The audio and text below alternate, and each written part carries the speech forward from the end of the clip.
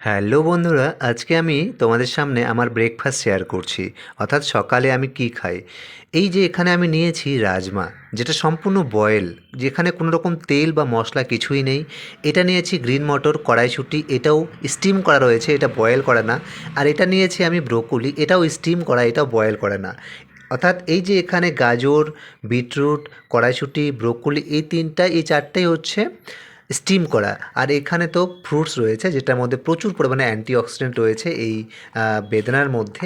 আর এটার মধ্যে রয়েছে, আর এই ব্রোকলি, গ্রিন মাটার, গাজর এবং বিটরুটের মধ্যে রয়েছে প্রচুর মাত্রায় vitamin A, B, C, vitamin B 12, magnesium, potassium, এবং সাথে সাথে প্রচুর মাত্রায় রয়েছে আয়রন, প্রোটিন এবং অ্যান্টিঅক্সিডেন্ট, যেটা আমাদের পুরো শরীরের জন্য, ওভারঅল আমাদের মাথা থেকে শুরু করে পুরো শরীরের জন্য কিন্তু খুবই ভালো। এবং রাজমা, এখানে রয়েছে প্রচুর মাত্রায় প্রোটিন, ক্যালসিয়াম। তাই এই যে খাবারগুলো, এগুলো হচ্ছে সুষম খাবার। পৃথিবীর মধ্যে সবথেকে ভালো খাবার হচ্ছে এগুলোই। তো এই সব খাবার যদি আপনারা, আমি জানি এগুলো সপ্তাহে রোজ খাওয়া সম্ভব নয় আমাদের পক্ষে, খুব ব্যয়বহুল। তাই সপ্তাহে খুব কম করে হলেও আপনাদেরকে 2 থেকে 4 দিন খেতে হবে নিজের শরীরের ভালোর জন্য, তাই না?